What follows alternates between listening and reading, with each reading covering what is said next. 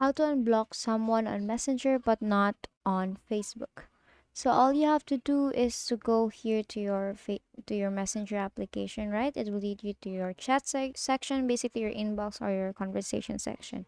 Now, the next thing that you want to do is to, of course, let's say you have already blocked the account and you want to unblock the person.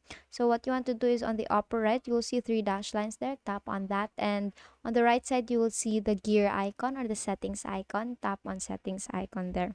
Now, the next thing that you want to do is to go here to privacy and safety. So under privacy and safety, you'll see a lot of options there, but I want you to focus on who can reach you section there.